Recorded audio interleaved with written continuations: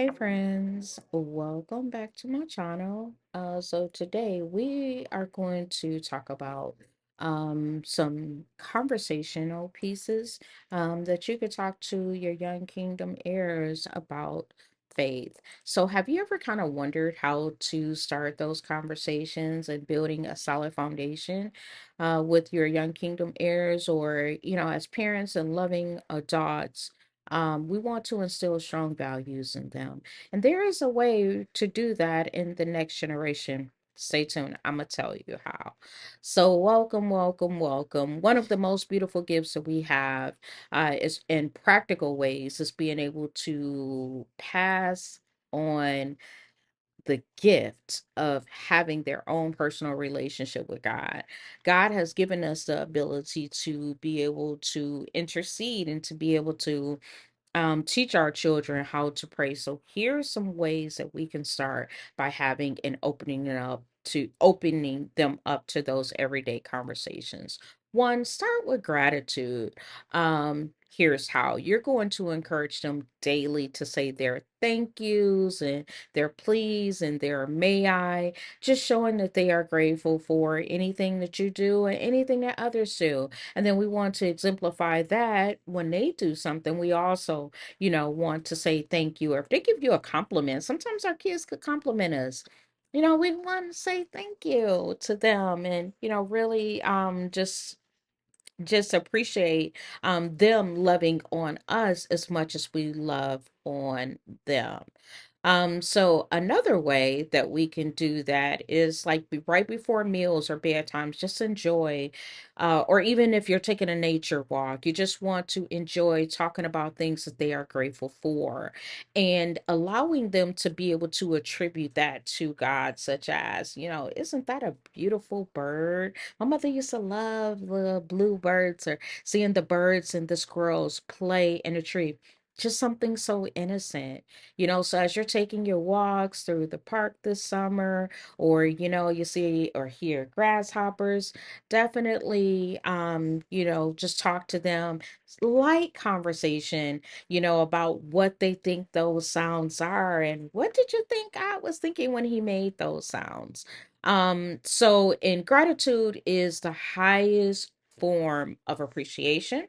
It's also the highest form of positive energy. And gratitude also can be contributed a contributor to emotional wellness. How good do we feel when we, are grateful for things that's going on in our lives? And it's also a way to set a powerful mindset to be able to fight against things that they are going to, deal with as they grow into adulthood. It's a way to combat negative emotions, right? So the next one is going to be to explore through wonder. And again, what that means is just kind of being outside, or if you go to the zoo or other things that you may experience this summer, you go to the aquarium, maybe in a winter time, just exploring the different animals or the different type of species that there is, and just pointing out the miracles around them, the blooming flowers, the how beautiful or blue the sky is, or maybe if it's raining, just kind of how beautiful the sound of rain. Have you ever just got out and stepped outside and just played in the rain and just let the rain fall on you? I know most of the time we're trying to avoid that because of our hair, but there has been times where I was just like, you know what, it would be nice. So it's like 1 o'clock in the morning. I just stepped outside in the rain, just for a few minutes, and just here and all. Yeah. So we want to ask some questions about how amazing the world is, how God has given us as well the gift of creativity. So the gift of creativity is drawing, it's being able to express ourselves, it's being able to, do science projects. There are so many different things that we can contribute to the mysteries and the wonders of the world. But we know that God created all things, and He especially created us, in His image, which is in the book of Genesis. But yeah, just always just talking about how amazing and how beautiful the day is.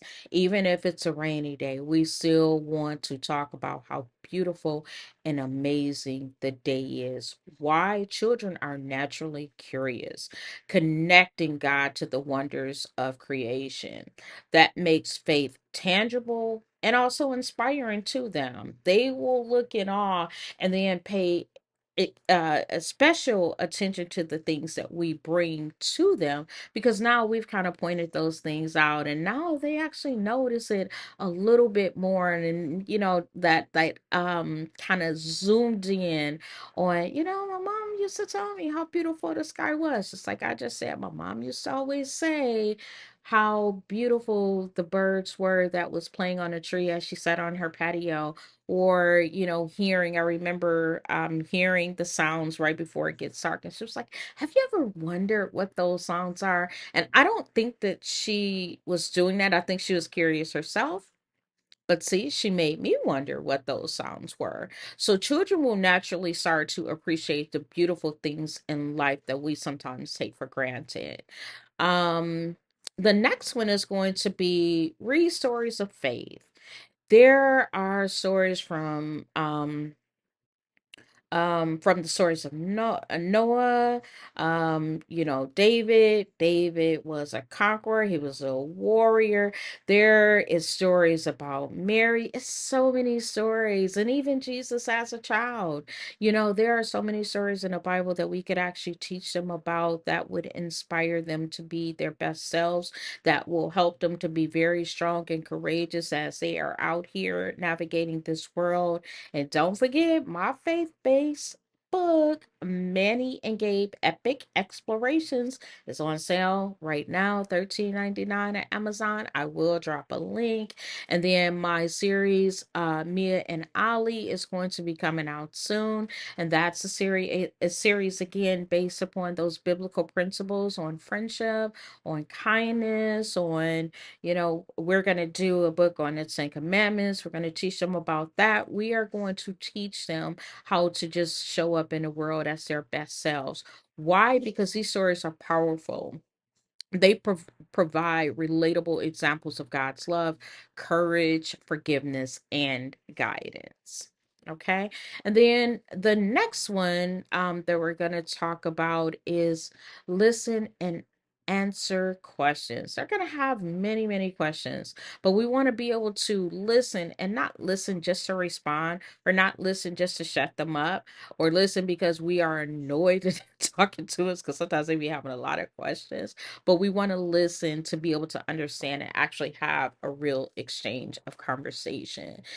So create a safe space for the questions, no matter how big or how small. If you don't know the answers, it's okay to say that you don't know. If you're not familiar with the Bible story, it's okay to say that you are not familiar with the Bible story. But as they're coming out of Sunday school and everything, and if that's Bible study, and they're going to Bible study, and you're going to Bible study, and they go to the children's ministry, if you have that, definitely, um you know recap what they learned so it stays at the top of their mind. Finding ways or relatable resources that they could actually be able to relate to those stories. Noah building the ark, it was Noah saving animals, or what was their favorite animal, or what animal would they have chosen. If they had three to save, like what would be their top three. Just random questions. I had a conversation recently, and we talked about it. It was a crazy conversation, but we talked about if a bear and an alligator got into a fight, who would actually win? So just light-hearted conversations. The other person rooted for the bear. Okay, but just lighthearted conversations. And why children need to feel heard. Your willingness to engage and their curiosity strengthens their trust in you and their faith journey with God, that they can that they can't see because they don't really understand what faith is. They don't really understand the walk of faith and that, yes, there's a God, but God is spirit. So, because they don't understand that, it's kind of hard to tell them, well, Jesus was here. And then, but you say that there's a father too. It's a lot of explaining to do, but that's what we're here for. We're going to help you through it. So definitely keep the prayers simple, keep them heartfelt, keep them conversational. Pray for specific things. Always start with the gratitude whenever you guys get into prayer. If it's bedtime, if it's on the way to school, definitely always, always, always. I can't stress enough. Pray for them before they walk out that door to a friend's house or wherever it is that they're going. You definitely want to have them covered in prayer. Um, and then after the prayer of gratitude, then you first always start with acknowledging who God is, because how high and how superior God is. And then we get into our gratitude and our thank yous and everything that we are grateful for. Then we want to ask for forgiveness of our sins, forgiving others, and then we get into our petition, which is our request to God, the things that we want to pray for. Um, and when we pray, it's offering comfort, guidance, and a sense of connection.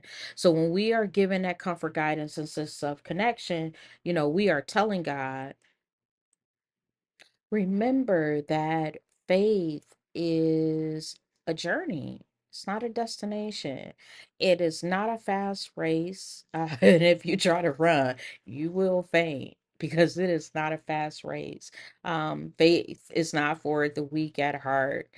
So we definitely want to be able to build their character as much as we can, and do these soft introductions for God, for the to about God, excuse me, because of the things that's actually, that they're actually going to be faced with throughout their lives.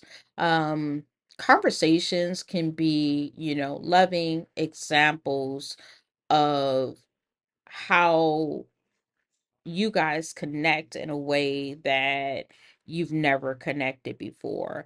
And once you build that bond between you and your young kingdom heir, once you build that bond of connection, it's always going to be there. So trust yourself, trust the process, and trust us. We are here to be able to help you. What we are going to do is, Savannah, Art, and Friends, we are going to launch a coaching sessions. We're going to launch coaching sessions and webinars for nurturing hearts and building our future. It's going to be rooted and faith-based parenting caregivers, for parents and caregivers there alike, for Black and brown children. We want to be um the link between you, and if it's your blended family, if you don't have kids yourself, but you are, in a situation where, your significant other does have children, or if you're a mentor or something else and you just kind of want someplace unofficial but official to, to help you out, that's where we come in. We're going to help you with that. Just know that you are not alone. And if you feel overwhelmed by the complexities of this modern day parenting, we got your back. The desire to instill goodness, compassion, and resilience in our children is universal. But knowing that, how to consistently achieve this can feel like a vast challenge. And we understand that. So that's why we're going to take our experiences. We are not experts. This is not it's not a substitute for counseling or anything else, but we have walk this walk and we want to share that with you. So me and my team, want to get with you, and we want to help you bridge that. We want to help you bridge the gap.